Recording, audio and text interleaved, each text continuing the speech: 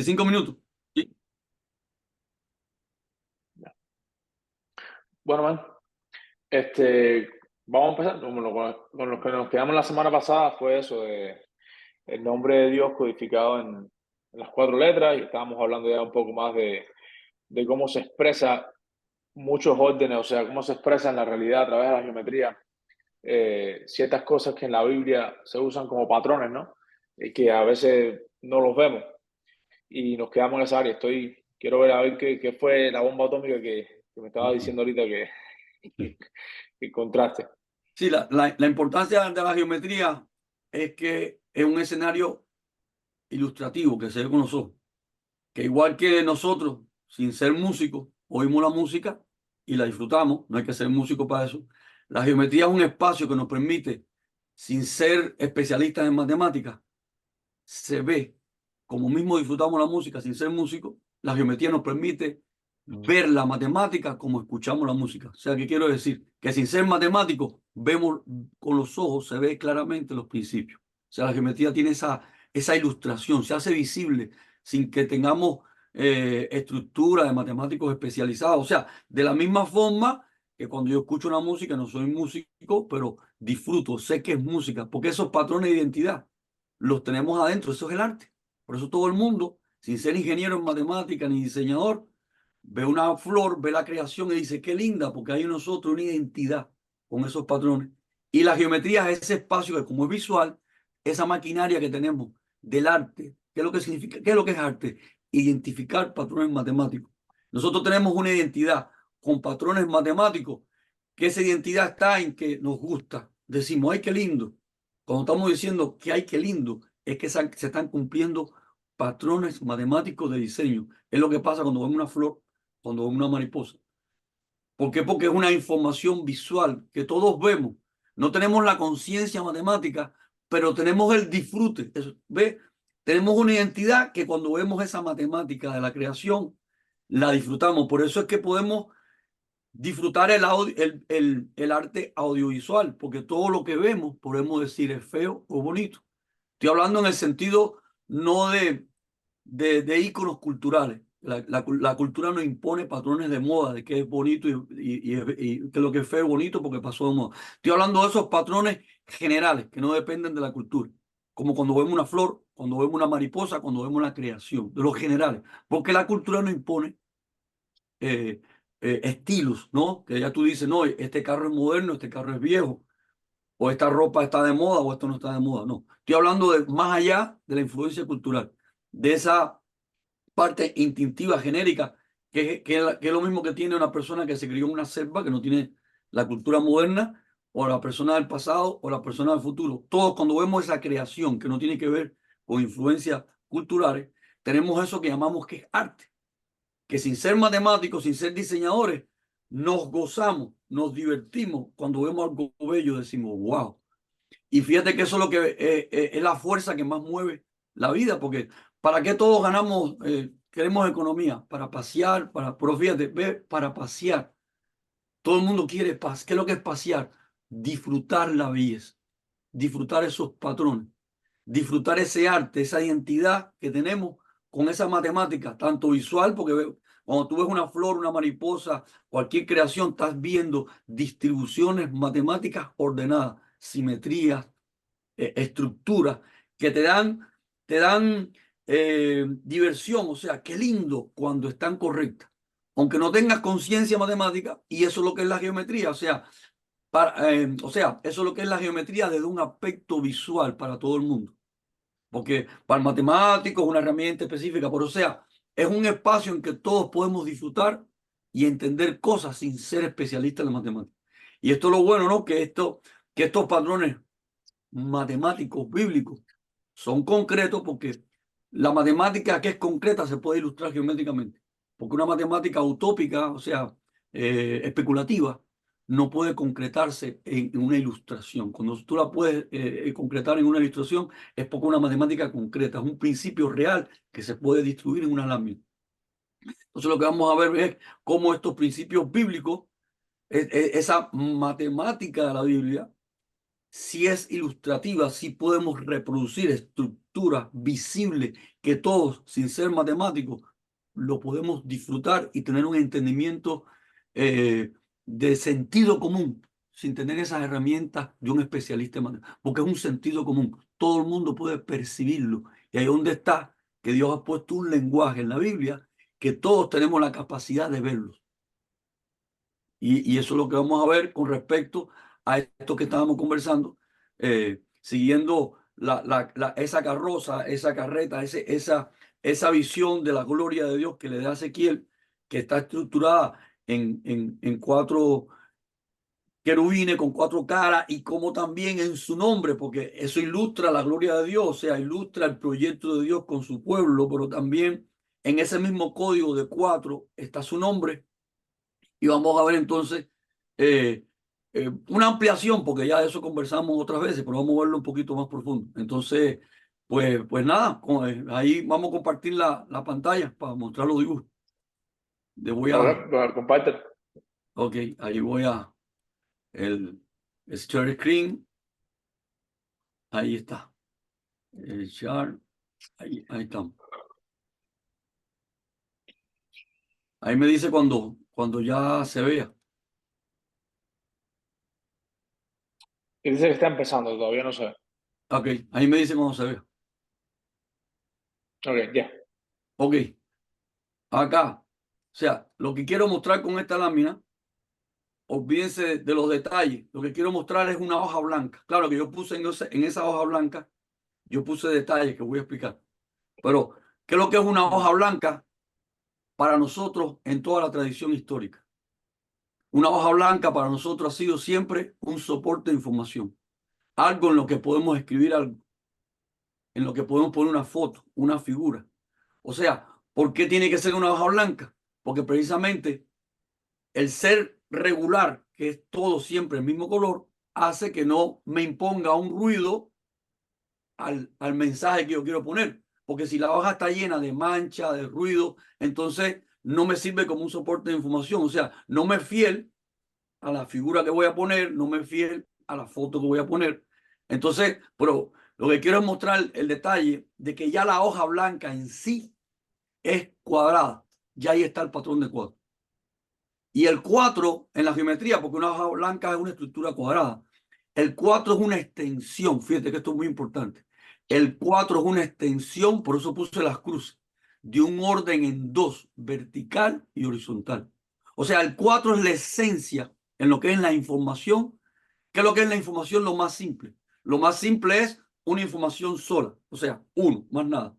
¿Cuál es la primera variable después de que tienes que todo es igual, que es uno? El 2. O sea, 2 es la primera variación en la información, porque uno es que todo es igual, todo es lo mismo, no hay información nueva.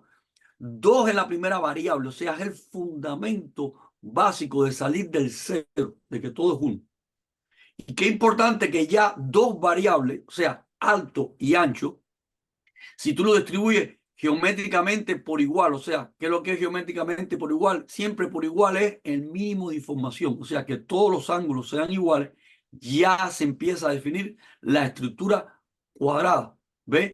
Es la base, fíjate que es dos direcciones, alto, horizontal y vertical. O sea, es el mínimo de variación, porque o sea, salimos de que todo es uno, vamos al mínimo de aumento de información, vamos hacia dos variables.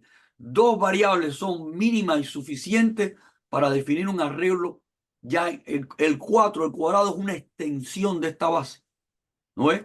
Si lo vemos, ¿qué es lo que es, qué es lo que es una estructura, una retícula cuadrada, o lo que vemos en el piso de las casas, un enlosado cuadrado? En el corazón, en la base de un enlosado, lo que hay es que cada nodo, lo que hay son dos líneas, y la distribución continua de ese patrón, que es vertical y horizontal, en una repetición, en una regularidad, se mantiene ese patrón de dos variables, horizontal y vertical, de la forma más regular posible, porque todos los ángulos son iguales. O sea, tú vas a mantener siempre el mínimo de información. Eso define un orden básico, geométrico, el más sencillo en dos variables, es el cuadrado, es el resultado en una distribución plana de dos variables en la forma mínima y suficiente. mínima y suficiente porque todos los ángulos van a ser igual. Si yo empiezo a hacer variaciones de ángulo, ya tengo información compleja y ya no va a ser cuadrado porque va a ser oblicuo, va a ser complicado. ¿Ves? El cuadrado es el resultado de dos variables en la geometría en la forma más mínima, o sea, en la base, en la forma más sencilla. Y ahí quiero ilustrar, no es, ¿ves? Dos variables siempre definen, es lo que es una hoja blanca, alto por ancho. Y porque tiene que ser blanca para que sea fiel a lo que yo voy a escribir. Y ahí voy a recordar cómo este orden cuadrado en la Biblia está desde el principio, está desde el del jardín del Edén, tiene 4 ríos, está en la base. Si Dios está creando una plataforma de trabajo, esa plataforma de trabajo para obtener un fruto va a empezar sobre lo básico. Y los 4 ríos es lo que alimenta, recordemos que en la Biblia el agua es el símbolo de la vida, de la palabra, por eso nacimos del agua cuando nacemos. O sea, Dios habla con su diseño y siempre en el agua vamos a ver la esencia de la vida. La base que alimenta a ese proyecto está en una base de información, o sea, en lo que es matemáticamente lo básico, el orden cuadrado, 4 ríos. Pero eso mismo ocurre en toda la escritura, que siempre la escritura, siempre cada vez que habla del orden de la tierra, habla de los 4 vientos, los 4 puntos cardinales. El mismo tabernáculo, que es un modelo donde Dios le está revelando el modelo a Moisés. El tabernáculo tiene una estructura general en 4, cuadrada.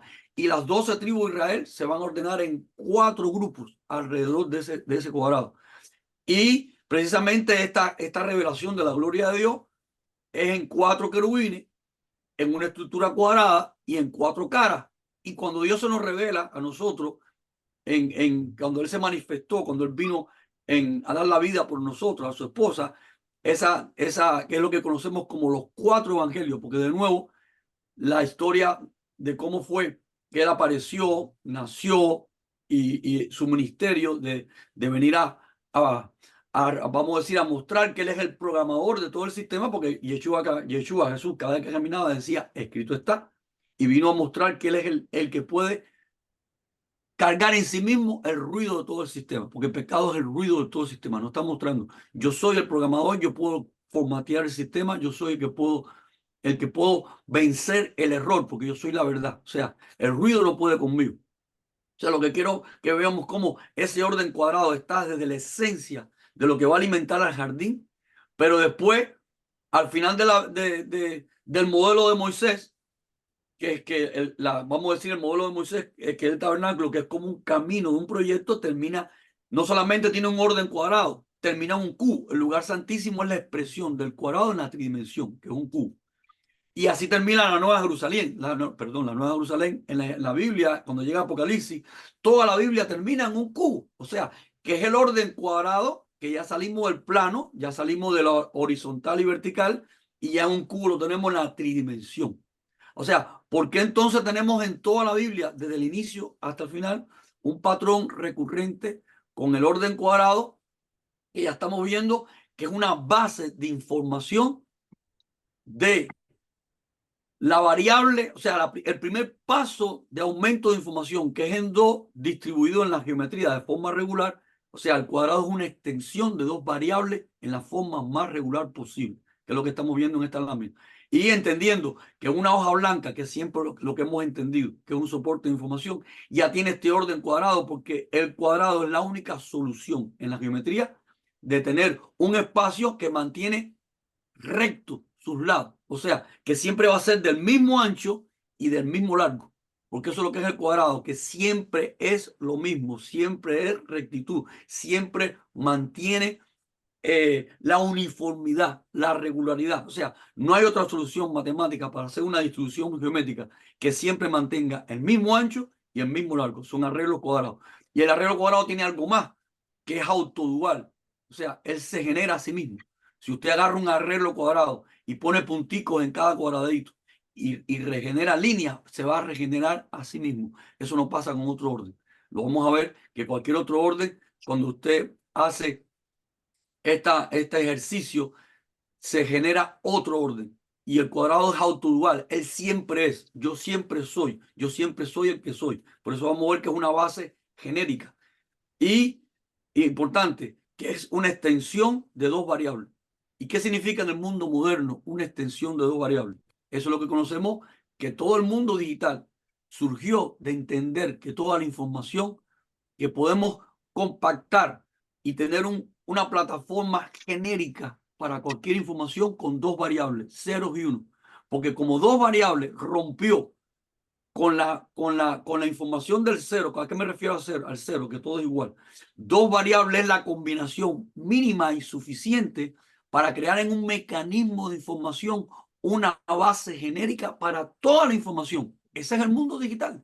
Como a partir de dos variables, ceros y unos, yo tengo la forma mínima. ¿Por qué mínima? Porque ya tengo una variación, ya tengo dos variables. Pero en la medida que yo combino dos variables y hago palabras, ¿ve? El mundo digital, puedo hacer toda la complejidad de información, de hacer la palabra con la infinidad de información que sea a partir de una base de dos variables. Esto fue lo que creó la explosión que tenemos hoy de la era de la información. Entender que toda la información del universo puede codificarse en combinación de dos variables. ¿Por qué? Porque ya tengo la herramienta mínima y suficiente del infinito. El infinito es información infinita. ¿Y cómo yo puedo escribir información infinita? Teniendo ya dos variables. Dos variables que combino de distintas formas es una base informática para toda información. Y eso es lo que es la expresión en la geometría del cuadrado. O sea, entender cómo dos variables es lo mínimo y suficiente para establecer un soporte de información en el plano. Un área en el plano que es constante. Y fíjense que acá está saliendo algo que es interesante. Una cruz. O sea, que no por casualidad Mashiach, Yeshua, Jesús muere en una cruz. Hay una señal. O sea, hay una señal. O sea, lo que quiero es que veamos cómo cada detalle de la escritura no está por gusto. En lo que le da la vida a Jardín de Edén son cuatro ríos.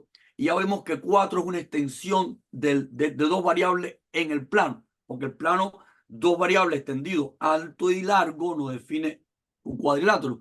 Y la cruz del Calvario viene codificado esa esencia. Ahí está el programador, ahí está el que puede programar todo el sistema sobre la base correcta. Dos variables. Una cruz no es más que una expresión geométrica de dos variables. Es la simplicidad del orden cuadrado. O sea, qué tremendo cómo cada detalle de la escritura es importante.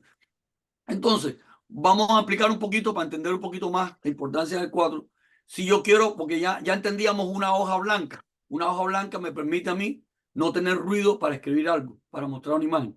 Pero hablando de un soporte de información tecnológico más complejo que una hoja, porque una hoja es un soporte de información en su forma más sencilla. Pero ¿cómo sería un soporte de información vivo, dinámico, como es la pantalla de un teléfono? Pues ya la pantalla de un teléfono, que es una hoja blanca viva, dinámica. ¿Por qué? Porque está llena de píxeles, de elementos informativos que pueden variar para formarme cualquier imagen, cualquier cartel, cualquier información. Entonces, si yo distribuyo píxeles, que es lo que estoy tratando de mostrar en esta imagen, yo distribuyo puntos, píxeles en elementos de mínima, vamos a decir, mínimos para representar, para hacer un soporte de información de una imagen, como los puntos de una foto. ¿Ve? Si esos píxeles están desorganizados, como lo que estamos viendo hoy ahora, eso está caótico. Yo lo que tengo es un ruido. Yo no puedo ser fiel a ninguna información, porque lo que estamos viendo es un caos. ¿Qué tengo que hacer yo para que sea un soporte de información? Recordemos la hoja blanca. Ir a una distribución de píxeles que sea el mínimo de información, que sea un cero, o sea, que el mismo soporte de información por sí mismo no me añade ruido, no me añade información, que sea lo más fiel posible a la imagen que va a salir. Por eso, los elementos básicos de un soporte de información, ya no hablando como una hoja, sino como un soporte vivo, o sea, cuando digo vivo es que es dinámico, puede generar cualquier imagen, tienen que estar ordenados, que lo que ir al blanco, ir a la estructura ordenada, al mínimo de información. Cuando empezamos a jugar con qué es lo que es estructuras ordenadas de un mínimo de información, es lo que vemos en la pantalla de inteligente de una computadora o de un teléfono, que esos píxeles, ¿ve? Ya no están en un caos, ya está en un orden lo más sencillo posible, todos distribuidos por igual. ¿Y qué es lo que estamos viendo? Una regularidad. En este caso, si son círculos, ¿cuál es la forma más sencilla en que se pueden empaquetar los círculos. Lo estamos viendo en esa figura. Son arreglos, ¿ve? Si agarramos la esencia de la regla de los colores, ve los píxeles, cada píxel que tiene los 3 colores primarios tiene que estar ordenado, compactado de la forma más sencilla, recordemos, es no adicionar información, de la forma más sencilla posible. Y ahí estamos viendo arreglos triangulares, porque son 3, ¿no? Ahí estamos viendo arreglos triangulares y al mismo tiempo también hexagonales. Ve, hay una combinación entre los arreglos triangulares de forma regular, nos va a generar arreglos hexagonales. Pero en el plano hay distintas formas, distintas opciones matemáticas de hacer un patrón regular. Ahí están. Les voy a mostrar todo lo que se usa hoy en la tecnología. ¿Ve? Ya empezamos a ver patrones cuadrados. ¿Ve? Porque ya tenemos los 3 colores no organizados de una forma triangular, sino de una forma cuadrada. O sea, la distribución puede ser cuadrada, puede ser la triangular que les hablé, con que siempre que está la triangular van a ver el resultado hexagonal. Pero ¿por qué siempre van a ser de esta forma? Cuadrada, aunque vean que son líneas rectangulares, pues recuérdense que la unidad básica es un cuadradito de 3 colores. Siempre van a ver triangular, que la triangular se combina con hexagonal, triangular, hexagonal y cuadrada. ¿Por qué no hay más? Porque matemáticamente no hay otra forma de hacer una distribución regular. ¿Ve? Aunque sean aparentemente diferentes, pero también son órdenes cuadrados, en este caso desde el iPhone, ¿ve? Son órdenes cuadrados verdes, órdenes cuadrados rojitos, siempre o es cuadrado, o es triangular, o es hexagonal, porque matemáticamente no hay otra opción. O sea, no hay otra opción. Entonces, ¿cómo vamos a ver eso en la escritura? Y que tiene, ¿por qué? Aunque vimos que hay órdenes, estamos hablando del cuadrado, pero apareció el triangular, apareció el hexagonal. ¿Cómo todo eso tiene que ver con un cuadrado? Si ya aparentemente aparecieron órdenes diferentes, que es el triangular y el hexagonal. Vamos entonces a ver qué es lo que pasa en la escritura, de Génesis y Apocalipsis, un resumen muy sencillo. Sí, esta lámina que le estoy mostrando acá es un resumen de Génesis y Apocalipsis de toda la Biblia, de toda esa matemática bíblica. O sea, recordemos que empieza la creación de Dios, que Dios es uno, pero esa creación se describe en una semana de 6 días que reposan en un séptimo. La única forma geométrica de expresar que eso es una matemática concreta, aquí lo estamos viendo. O sea, el círculo, que es el elemento más sencillo de la matemática, o sea, ¿qué es lo más sencillo? Lo habíamos dicho ya, el 1. Lo mismo en todas las direcciones. La única figura que cumple con ser lo mismo en todas las direcciones, con ser siempre 1, es el círculo. Porque ya vimos que el cuadrado hay una complejidad, ya tiene 2 variables, que es la alto y ancho, que en el plano son 4, pero lo más sencillo es el círculo. Lo que quiero es que vean cómo a partir de la génesis del círculo, o sea, cómo estructurando círculo de la forma más compacta, es el inicio. O sea, lo que vamos a ver que un inicio, un desarrollo geométrico a partir de lo básico que es el círculo, va a terminar en el cuadrado y en el cubo, que es la forma en que la que está escrita la escritura. O sea, la Biblia empieza con una semana de 7 días, pero no son 7 días como quiera, porque el séptimo es el descanso. Es que los 6 días descansan y encuentran propósito en el día santo, en el día que es el propósito final, que es la boda. Es cuando Dios reposa, o sea, Dios recibe el sí de la esposa, se consuma su proyecto, y que todos los otros días es simplemente el proyecto profético en el cual se está creciendo, se está formando aquella que va a escoger si va a entrar en su reposo, si va a decir el sí o no. Por eso son 6 días que reposan, que descansan. Lo que quiero que vean que la terminología bíblica va en un sistema lógico formal según este patrón matemático. O sea, que la terminología bíblica no está descrita en una creencia humana.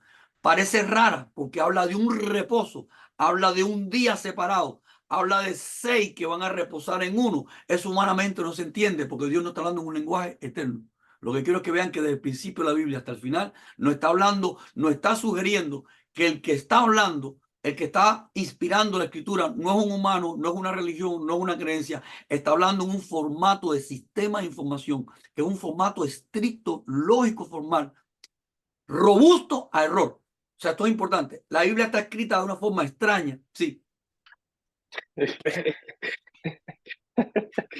Tranquilo, tranquilo.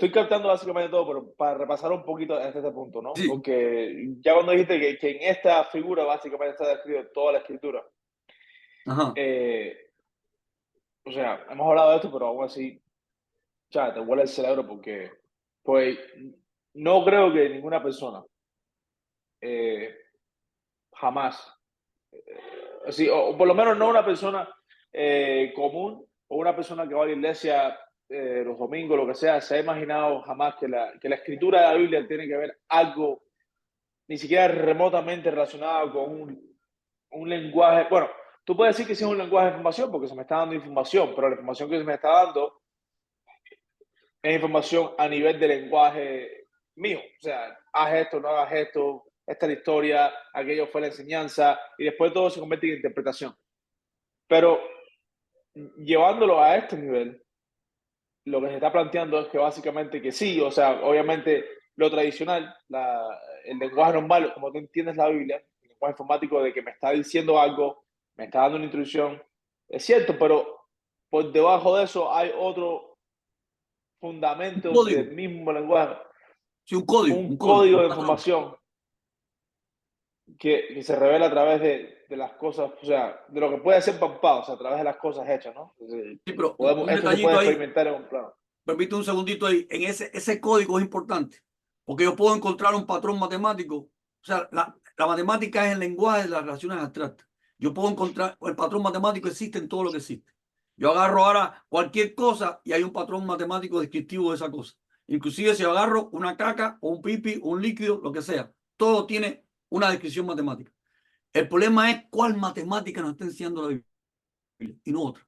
Aquella que es un soporte de información eterno. Eso es muy poderoso. Eso es muy tremendo. Porque no es que hay un patrón interesante en la Biblia y que ese patrón lo podemos recrear en una lámina. No. Porque todo lo que existe tiene un patrón matemático. Todo lo que existe se puede describir con el lenguaje de la matemática, que es el lenguaje de la relación abstracta. Como simplemente hasta una hoja de papel, como hemos dicho. Por tanto, la caca de un animal, imagínate la complejidad matemática que tiene. Hasta la caca, todo lo que existe tiene una distribución matemática. O sea, lo importante es qué matemática nos está mostrando la Biblia, que esto es un hecho científico, que el autor de la Biblia, el inspirador de los humanos que escribieron, es aquel ser que es eterno, porque es el único ser que nos puede hablar en un lenguaje eterno, en un lenguaje de sistema de información, y no cualquier lenguaje de sistema de información, sino aquel que es soporte de toda información que ha existido, existe y va a existir. Y esto es algo poderoso, porque estamos rompiendo con toda la tradición de que la Biblia es un libro de religión, de creencia, y estamos ahora mostrando la escritura por este patrón escondido que tiene codificado, que la escritura es un hecho científico, de que es una evidencia que la persona que está detrás de la escritura es tan solo y solo una única persona, y solo puede ser una persona, el diseñador eterno, porque nos está hablando en un lenguaje de sistema de información y en no cualquier lenguaje de los sistemas de información, en los soportes matemáticos eternos, porque matemáticamente se invalida otro soporte de información, no existe, y esto es poderosamente tremendo. Llegamos a la era informática y tenemos, como siempre he dicho, la ventaja histórica que podemos por primera vez en la historia entender, ver la Biblia ya no una perspectiva religiosa, no una perspectiva teológica, sino una perspectiva de lo que él mismo dijo. Yo soy la verdad y la verdad es la única, o sea, conocer la verdad y ser libre. Creo que ser libre, salir del ruido. O sea, la Biblia, o sea, es una evidencia, es un hecho. El lenguaje de la Biblia es un hecho científico que es un testimonio de la verdad eterna, que es una persona que nos está hablando en su lenguaje, que es un lenguaje eterno. Y esto es maravilloso. Esa es la idea. Wow. Ok, continúo. Entonces, No me fíjate qué hagas tremendo. el repaso rápido. Por eso siempre en la Biblia vemos un lenguaje extraño, que hemos tratado de interpretarlo teológicamente, religiosamente, y siempre tenemos un trasfondo medieval. Y ese trasfondo medieval no tenía estas herramientas, porque no estamos simplemente en una ventaja histórica, en la cual no tenemos justificación, como dice el libro de Romanos, que a través de las cosas hechas, o sea, en todas las cosas hechas, en todas las cosas que existen, hay un soporte de información, hay una base de información. Y eso solamente es entendible ahora que estamos en la era informática. Y ahora hay que entendemos por qué la Biblia tiene un lenguaje robusto, robusto a error, porque es un lenguaje que te está haciendo una restricción, y eso lo dijo Yeshua, eso lo dijo. Yo hablo en parábola para que no entiendan y se pierdan. O sea, el que viene a jugar, a hacer humanismo con la Biblia, a hacer interpretaciones religiosas, se va a perder, porque solamente la esposa que tiene el espíritu del esposo va a entrar, lo va a entender, lo va a recibir, así sea en la época medieval, que no se conocían estas cosas, pero la Biblia es una identidad de entre Dios y aquellos que quieren ser su amigo, su esposa. Y por eso él siempre ha hablado en un lenguaje en parábola, porque los que son de él, la oveja, mis ovejas, me escuchan. Y está haciendo una alegoría muy correcta, porque la oveja no sabe ni matemática, ni sabe de teoría de información, pero en la oveja animal hay un aparato matemático para definir quién es el pastor, el servido del pastor. Ella no tiene conciencia de eso. Ella no tiene una preparación científica, pero la oveja escucha al pastor, tiene el código. Y esto es importante, la Biblia está en un código, en un silbido, y todos aquellos que en toda la historia han sido sus hijos, han sido sus ovejas, han escuchado el silbido, porque eso está en el subconsciente. Hoy lo que en día estamos revelando la profundidad del secreto del silbido, de ese código escondido en la escritura, que es un código eterno y nos da una evidencia que esta información solo puede salir no de un humano, sino de aquel. Esta información caracteriza quién es el Eterno, de una forma robusta a error. No hay opciones, no hay a izquierda, no hay derecha. Esto es importante porque la Biblia entonces cae con la fuerza en la evidencia que es el único libro sobre la tierra en la historia de la humanidad que es un mensaje de la verdad. Esto es muy poderoso y muy fuerte. ¿Por qué? Porque está en él codificado el soporte matemático eterno, aquello que siempre ha sido, es y será, porque es la verdad. El libro de la Escritura es el único texto sobre la tierra que tiene la identidad, que es un patrón que es verdad eterna, que no depende de ningún desarrollo social, de ninguna interpretación humana, de ninguna fantasía y creatividad religiosa, ni interpretación de ningún tipo, ni de escuela, ni de línea de pensamiento. Es un mensaje eterno y es un mensaje de la verdad. Y Yeshua lo dijo, Jesús lo dijo, yo soy la verdad. Entonces, sobre esta maquinaria que estamos ya poniendo sobre la mesa, que es una maquinaria que no es creencia, no es teología, estamos mirando los códigos de la verdad eterna. Esto es maravilloso. Aquí está. Entonces, la Biblia empieza con esa semana de la creación y lo que quiero que vean es el lenguaje extraño de un día de reposo, porque matemáticamente en un lenguaje robusto, que es lo que es robusto, error, que no permite especulación, es una estructura de 6 que reposan, que descansan en uno. Y eso define una estructura en 7. Y es el misterio del 7 que siempre hemos visto en la escritura. Es una base de información. Y ahora lo que vamos a ver, cómo se vincula ese 7 con el 4. Y ya, primeramente lo voy a mostrar aquí. El 7 es una estructura, simétrica centrada de 4. Es una estructura simétrica centrada de 4. Y ahora vamos a ver en la geometría cómo una estructura simétrica centrada de 4 genera en el espacio un orden cuadrado y cúbico. Vamos a ver qué interesante es eso.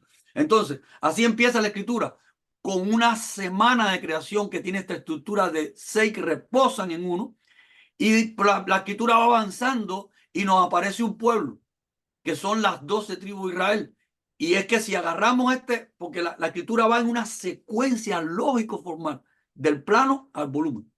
Va revelando la gloria de esta estructura, de este soporte matemático eterno. Entonces, cuando vamos, ¿por qué si teníamos un 7? ¿Cómo un 7 va a generar un 12? Eso no es un problema, no es un problema numérico. No es un problema numérico, es un problema de estructura. Aunque numéricamente hay algo interesante, que 7 es igual a 4 más 3 y 3 por 4 es 12. Pero, queda bonito, pero no queda revelado. Acá sí va a quedar revelado, porque en una estructura ya tridimensional de empaquetamiento, no solamente viéndolo en el plano como círculo, sino viéndolo ya como esfera, en una estructura de empaquetamiento compacto de esferas. O sea, recuerden que el procedimiento siempre es lo más simple y regular posible para no añadir ruido. Si hacemos esto, vamos a obtener que a esa estructura de 7, si le añadimos 3 por arriba y 3 por abajo, 3 por arriba, y el tiempo se nos está acabando, perdón, 3 por arriba y 3 por abajo, ya tenemos 12, o sea, perdón, 13. Sí, son 13, pero son 12 alrededor de 1. ¿Quién es el 1? ¿Quién es el rey? ¿Quién es el reposo? El Señor. ¿Y quiénes son los 12? Las 12 tribus de Israel alrededor de él. Así es el tabernáculo, 12 tribus alrededor del lugar santo, donde Dios mora y habita sobre Israel, sobre los escuadrones de las tribus de Israel. Cuando hacemos eso, que ya tenemos 12 alrededor de una, tenemos una estructura cúbica. ¿Por qué? Porque Sí, esas, pero también un detalle ahí, no son 12 tribus, son 13, porque los levitas era la representación de Dios. claro, o sea, los levitas es la representación de la conexión con Dios. Es el brazo, los levitas vienen siendo el brazo de Dios, el sacerdocio, la funcionalidad entre la conexión de las 12 tribus y la cabeza. O sea, los levitas son eso, pero se llama sacerdocio, el servicio de conexión con el rey y las 12 tribus y los escuadrones de Israel. Entonces, qué tremendo que esa estructura de 12 esferas empaquetada de forma compacta y regular, o sea, de la forma mínima y suficiente, se distribuyen en la distribución de una matriz cúbica. Aquí está.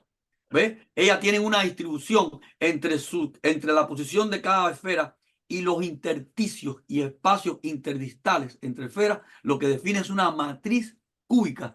Y que lo que es una matriz cúbica es un orden cuadrado tridimensional, porque tiene un orden cuadrado en sus caras y un orden cuadrado en todo adentro y afuera. Y es importante, matemáticamente no existe cómo pixelar todo el espacio tridimensional, o sea, que es lo que me llamo pixelar, llenarlo de unidades, píxeles, que todo el espacio tridimensional quede lleno, sin ruido, de forma regular y todo por igual. La única solución matemática es la estructura cúbica. Por eso la escritura siempre va a terminar, ¿ves? El lugar santísimo termina en ¿qué? Un cubo. La Nueva Jerusalén termina en un cubo. Y vamos a ver en los patrones de Apocalipsis, todos son cúbicos, porque son las 12 tribus de Israel. Un cubo tiene 12 aristas, por eso son 12 esferas alrededor de una. Cada esfera está en el centro de cada arista del cubo. Y esa matriz cúbica genera 144 líneas. La congregación de Apocalipsis, los 144.000. Y esa estructura cúbica genera una imagen de su gloria de 24 líneas por cada cara. Los 24 tronos, los 24 seres que se ve. O sea, lo que vamos a ver es que toda la descripción bíblica, toda esta, lo que hemos llamado numerología, por no entender, porque veíamos números, pero estamos viendo que no son números, es la descripción de una estructura, de un soporte de información eterno. ¿Y por qué concluye la Biblia en la Nueva Jerusalén como un cubo y estos patrones de 144, estos patrones de 24, inclusive el fruto del Espíritu es 9, porque es el fruto de la imagen, de lo visible, lo que Dios manifiesta en su gloria? O sea, este cubo tiene en cada cara 9 cuadritos y 24 líneas. Recordamos los 24 ancianos, los 24 tronos, y esos 24 ancianos y 24 tronos están llenos del Espíritu. Y fíjense cómo en cada cara de este cubito está el fruto del Espíritu, que es 9, porque son 9 cuadraditos, y las 24 líneas por cada cara, que es la gloria de los 24 tronos y los 24 ancianos. Y en la totalidad de todo el cubo hay la congregación de Israel, los 144.000. O sea, cómo cada elemento de esta estructura va dando lo que hemos conocido como la numerología desde Génesis hasta Apocalipsis, y la generalidad que habíamos visto ya de estos órdenes cuadrados que son, que empieza ya desde Génesis, los 4 ríos, lo que va a alimentar el proyecto de Dios. Ve los 4 ríos, siempre toda la Biblia, como tú mismo decías, que hay pasajes históricos, pero en esos pasajes históricos va a estar siempre el código, porque en esa historia Dios siempre va a ordenar esa historia con los 4 puntos cardinales, con los 4 vientos que recorren toda la tierra. En ese pasaje histórico vamos a ver un tabernáculo ordenado en 4, un Israel ordenado en 4, un proyecto de servicio a él de querubines con 4 caras y después viene y se revela a nosotros con 4 evangelios. O sea, ¿por qué entonces la escritura es un patrón recurrente el 4 desde el principio hasta el final? Lo estamos viendo acá. Como aunque aparece con una semana de 7, con una estructura de 7, pero es lo que en el plano de forma más sencilla se va a revelar en la tridimensión, la estructura de 4, tanto en las caras como en el volumen. Entonces, a ver si vamos yo voy a andar un poco rápido porque el tiempo se nos acabó, pero después quizás podemos con más detalle seguir en la próxima. ¿Ves? Si aquella estructura de 12 alrededor de 1, aquí está, 12 alrededor de 1, o sea, la primera esfera, los 12 alrededor, si yo la voy extendiendo a más capas, ¿ves? Que estoy ese empaquetamiento de esferas, dándoles más capas, fíjense los patrones geométricos que tenemos a la derecha, ¿ves? Van saliendo los patrones que habíamos visto del principio, los triangulares y los cuadrados, pero cuando van creciendo los triangulares tenemos los hexagonales, que los triangulares se ordenan de forma hexagonal. 6 alrededor de 1. Entonces estamos viendo cómo todo esto, por eso la Biblia dice que no le puedes quitar ni poner. Es un sistema complejo, donde está el triángulo, está el hexágono, está el cuadrado y la celda unidad. La estructura básica de todo el sistema son cubitos. ¿Qué es lo que es la celda unidad? ¿Qué es lo que pasa alrededor de cada esfera?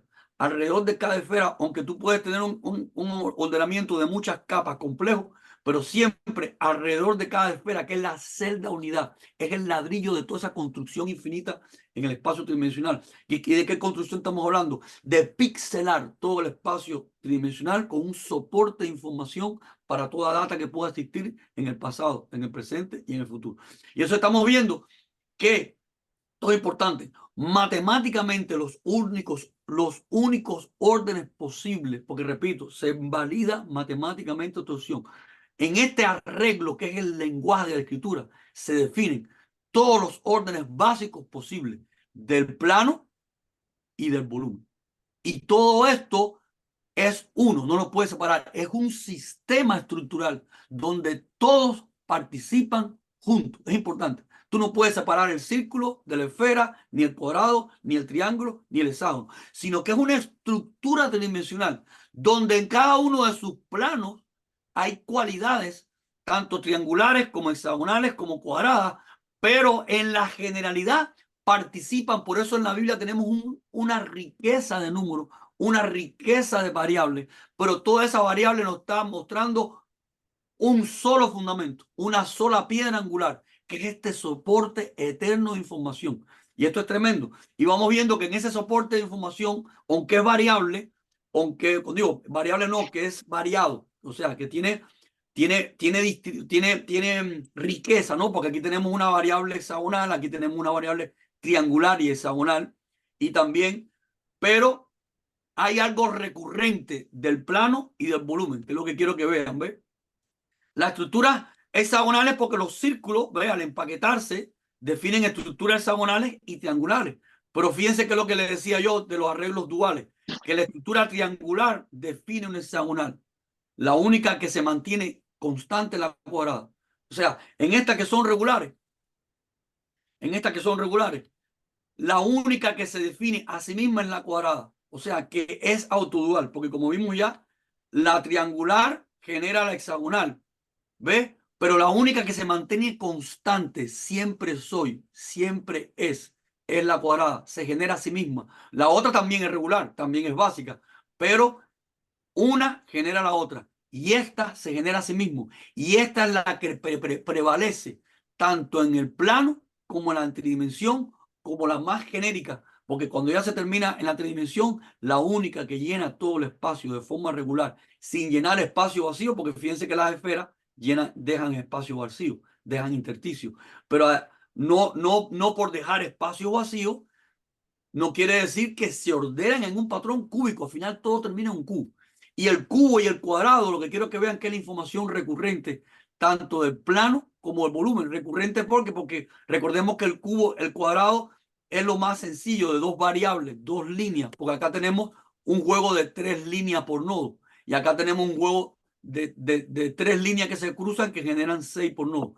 Pero el cuadrado sigue siendo en la variable más sencilla, 2, dos variables que generan la estructura, se genera a sí mismo y es lo que permanece al final, lo más genérico, aunque siguen los detalles triangulares y hexagonales y demás, pero lo más genérico, lo más general es el cubo y es como termina la escritura con el cubo de la Nueva Jerusalén y es como terminan todos los patrones numéricos de Apocalipsis y es como termina el modelo de Moisés del tabernáculo, que termina el lugar santísimo, es un cubo. O sea, y algo que podemos quizás dejar ya para la próxima clase, porque se nos está yendo el tiempo a las manos, es que hay una forma en las matemáticas de describir esta figura de la forma más sencilla y posible, que es el símbolo de Chafley. ¿Qué es lo que ve? ¿Qué es lo que significa el símbolo de Chafley? Es la herramienta matemática de describir de la forma más elemental posible estas estructuras. O sea, ¿por qué más elemental? Porque con dos cifras matemáticas, 6 y 3, se describe que estos son órdenes en 6, pero tienen una congruencia en 3. Y este es 3 y 6, porque son órdenes en 3 con una congruencia en 6. O sea, son opuestos. Este es 6, 3 y este es 3, 6. 6, 3 porque son figuras hexagonales con congruencia en 3 o en torno en 3. Y este es al revés, 3, 6 porque son figuras triangulares con congruencia en 6, con entorno en 6. Ahora, ¿qué pasa con el cuadrado? Que es el único que es más homogéneo, más regular, porque es figuras cuadradas con congruencias en 4. 4, 4. O sea, figuras cuadradas con congruencia en 4. Pero cuando pasamos al cubo, tenemos entonces 4, 3, porque el cubo tiene caras cuadradas, pero congruencias en 3. En cada vértice del cubo hay una congruencia. En cada vértice del cubo hay una congruencia de 3 caras. ¿Ve? 3 caras que tienen una congruencia en el vértice. Por eso el cubo es 4, 3. ¿Y por qué estamos hablando del símbolo de Chafley? Porque estoy mostrando cómo lenguajes matemáticos modernos se tienen que someter a principios eternos y vamos a ver que en esos lenguajes matemáticos modernos, que son los lenguajes que describen esta estructura matemática de la forma, repito, mínima y suficiente, que no hay otra forma matemática de hacerlo. Fíjese, que es como con dos variables simplemente se describe toda la estructura. Eso es lo que es el símbolo de Chafley. En este caso, de estas estructuras regulares, solamente con dos variables. ¿Por qué esto es tan importante? Porque vamos a ver que el nombre de Dios, el nombre del tetragramatón, sus 4 letras, Yuhei Bajei, están en esta estructura de símbolo de Chafley. Yuhei Bajei son 4 letras, 4, pero esas 4 letras, como hay 2 que se repiten, son 3. 4, 3, está señalando esta estructura tridimensional, este cubo. Pero cuando vamos a su nombre, cuando Él vino y se hizo carne con el pecado, con nuestro problema, vino a morir por nosotros, se llama entonces Yeshua, o sea, conocido por Jesús. Y son ahora 4 letras, pero son 4 letras diferentes. ¿Cuál es el símbolo de Chafley de Yeshua? 4, 4. Y cuando tenemos los dos símbolos de Chafley, 4, 3, que es el cubo, y 4, 4, que son los órdenes cuadrados en el plano, nos sale esta matriz cúbica del soporte matemático eterno. ¿Qué quiere decir todo esto? Que el nombre de Dios que está en la Biblia y el nombre de cuando Él viene a hacerse carne con nosotros, a resetear el pecado, cuando Él viene en salvación. O sea, el ingeniero se mete en la pantalla de la computadora. Cuando el ingeniero se mete en la pantalla de la computadora, ¿está en qué? En el plano. Yeshua expresa un patrón de plano, se metió en la pantalla, se metió en nuestra tierra, se metió en el problema. Ahora es un patrón de 4, 4. Son los arreglos cuadrados del plano, pero la gloria completa, que es Yuhei Bajei, es el cubo, es la tridimensión. Y en estos dos nombres está, esto es importante, está escrito de la forma mínima y suficiente, que matemáticamente no hay otra forma posible, en un lenguaje de soporte matemático eterno. ¿Quién es el eterno? Por eso escrito está, no hay otro nombre dado a los hombres sobre el cual toda rodilla se va a arrodillar, porque no existe otra forma matemáticamente y en lenguaje de soporte de información de definir el nombre de Dios y el nombre de su funcionalización en su creación, que es su nombre genérico, Yahweh, su generalidad, su gloria, su forma en la que se funcionaliza y nos viene a salvar y se mete en el plano, se mete en la pantalla, en el orden 4-4, Yeshua, 4-4 en hebreo, 4-4. O sea, ¿qué es lo que estamos viendo? Que el nombre que está revelado en la Biblia es imposible que haya salido de ninguna fantasía, ninguna creación humana, porque está escrito en la única forma, esto es importante, en la única forma matemática, que no hay otra, de la forma más simplista de generar este soporte de información eterno. Y bueno, los detalles pienso ya dejarlo para la próxima clase, que donde vamos a entrar en cómo en ese nombre está revelado toda la estructura matemática de este patrón, hasta inclusive es aquel cubo, es la primera matriz cúbica que en su seno hay una cruz de 7 cubos. O sea, está todo el mensaje profético de la Biblia ilustrado en esta estructura, pero no solamente el mensaje profético de la escritura. Sí, ¿por qué todo el mensaje profético de la escritura? Porque termina en la Nueva Jerusalén, que es el cubo, y empieza con la estructura de la creación, que son las 6 esferas, los 6 círculos en la semana que reposan en el séptimo. O sea, toda la estructura profética de la creación está codificada en esta estructura, pero no solamente la estructura profética de la escritura, sino toda o sea, toda la base informática, no de la creación, sino de todo lo que ha existido. Existe y va a existir, porque matemáticamente no hay otro fundamento, no existe otro soporte de información. Por eso cuando le apareció a Moisés, le dijo, yo soy el que es.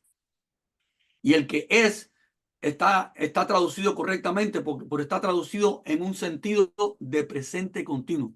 Yo soy el que es, está traducido en presente continuo.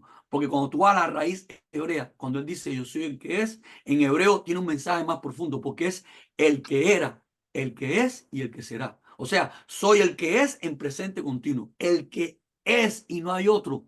Es el ser que siempre ha existido y es el ser por lo cual todo existe y subsiste y todo es hecho por él y para él. Y por eso Yeshua, Jesús, cuando se aparece en el libro de Apocalipsis, revela, yo soy el alfa y el omega.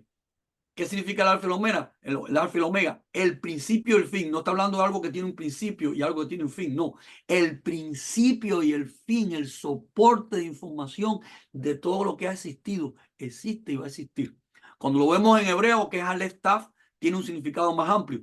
Pero alfa y omega en español, si lo interpretamos correctamente, el principio y fin, el soporte de información, el principio, la base, el fundamento de todo lo que existe y el fin y el propósito de todo lo que existe. Esto es un concepto que no es humano. Traspasa la humanidad. Y Yeshua está diciendo, Jesús en Apocalipsis, yo soy el alfa y el omega, el principio y el fin. Por eso estaba escrito también en los profetas. Cuando los profetas hablan de Yahweh, Yahweh también dice, en los profetas dice, yo soy el alfa y el omega, el Aleph Taf. Y Yeshua viene con la misma frase ahora. Y no solamente soy el principio y el fin, Yeshua dice, yo soy el que fui, el que es, el que murió y el que será.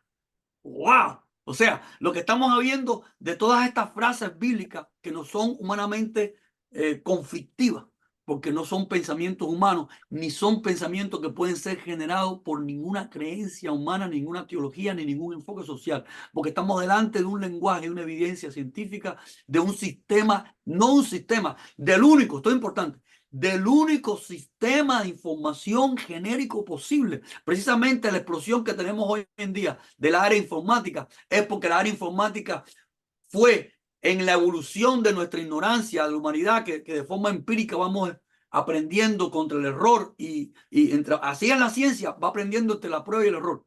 Fue que se llegó hoy, después de miles de años, a la era informática. Pero ¿cómo fue que se llegó? ¿Por qué hoy tenemos la explosión de la era informática?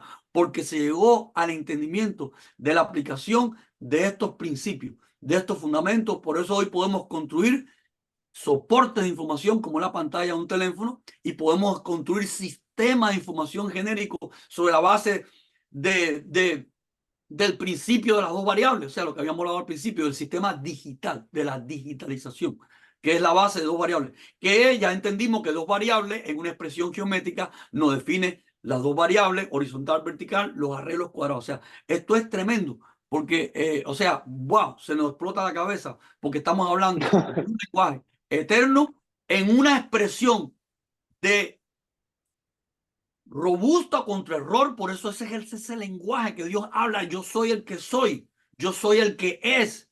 La semana con 6 días que reposan en uno. Las estructuras cúbicas. O sea, cuando Dios le dice a Moisés, harás este modelo del tabernáculo según el modelo que te presente. Y el tabernáculo está escrito. O sea, esto es un testimonio histórico. La primera vez que surgió el lenguaje de patente. El lenguaje de patente moderno se sacó de la escritura, porque la escritura está escrita en un lenguaje robusto error. Un lenguaje, por eso es muy pesado de leer, porque dice, harás como te digo, pondrás así y así tan solo como te digo. O sea, está escrito en un sistema estricto por eso este proyecto se llama así, el lenguaje lógico formal de la escritura. Entonces, nada, deja ver que ahí el tiempo ya se nos está pasando totalmente y, y No, podemos este, recrear, o sea, ya en el próximo con más detalle, pero bueno, ya en este pudimos saborear, o sea, introducir el sabor de ante que vamos a decir, estamos delante de un parteagua histórico, social, tecnológico e informático. La evidencia científica que el texto de la Biblia es el único texto sobre la tierra, sobre la faz de la historia, que es el lenguaje de la verdad. Esto es poderosísimo. Y es algo que sí se puede demostrar científicamente, que no, con nuestra mentalidad medieval decíamos, no, Dios no se puede mostrar porque es espíritu. Pero espérate, si Dios es la verdad, es lo más fácil de mostrar, porque a través de las cosas hechas y todo lo que existe, se hace visible su obras y quién es Él. Lo que pasa es que en el tiempo medieval no teníamos las herramientas y esa respuesta era una respuesta limitada, pero hoy tenemos la ventaja y hoy tenemos que tener la responsabilidad de la ventaja histórica y lo que esto significa para hacer un evangelio, demostrar la verdad, ser luz a las naciones con toda la fuerza y todo el poder, como está escrito en el libro de Daniel, que la estatua imperial histórica de los imperios, de la filosofía, que es una estatua de los imperios humanos, de las manipulaciones humanas, que aunque tiene una cabeza de oro, porque toda la ciencia que conocemos hoy tiene verdades, cabeza de oro son verdades eternas. Pero esa estatua tiene una cabeza de oro, tiene un pecho de plata, tiene ya sus piernas son de bronce, mezcla y sus bases, sus pies es oro, perdón, hierro con barro, manipulación y mentira. ¿Y qué es lo que va a destruir esa estatua?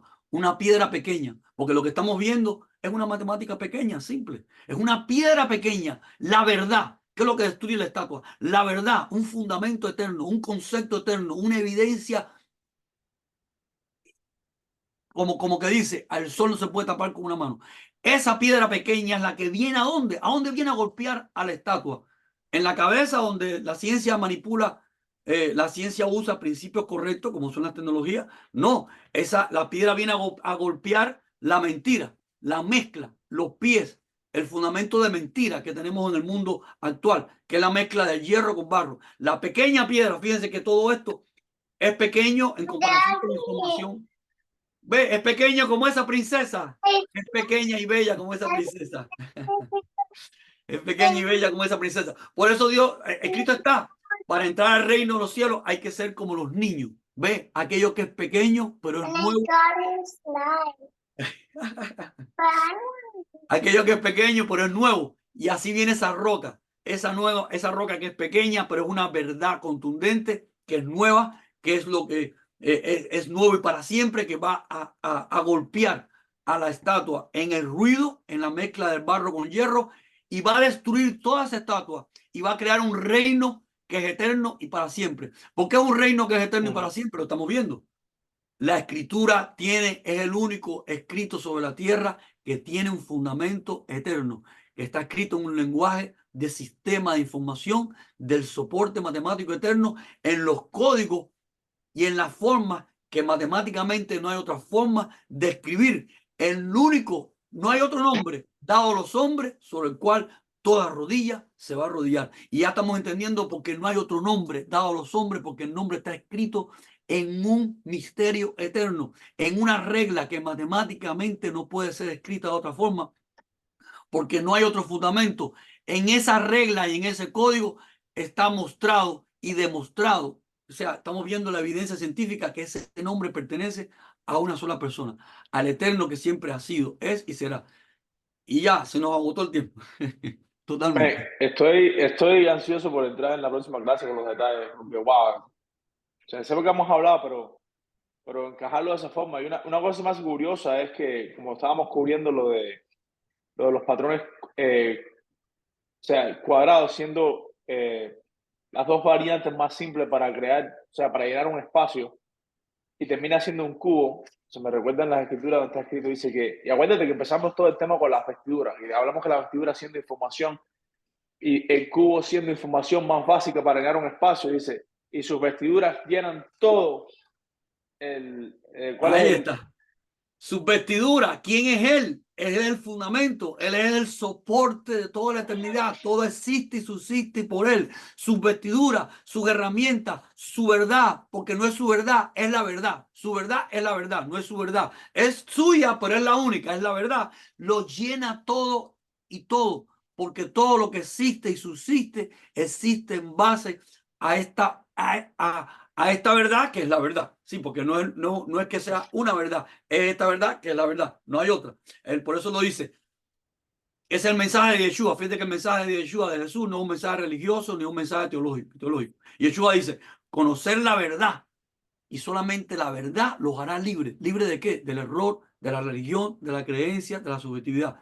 Y Yeshua después adiciona, pero yo soy la verdad y me tienes que comer. Yeshua no está diciendo tienes que tener una creencia de mí, porque si tienes una creencia de mí no me vas a conocer nunca. Me tienes que comer. Y dice que el cordero hay que comérselo completo.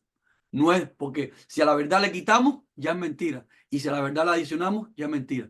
Me tienes que comer completo.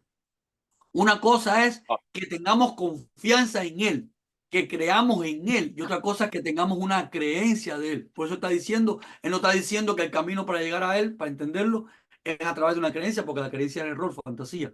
Es a través de claro. comérselo, hay que comérselo.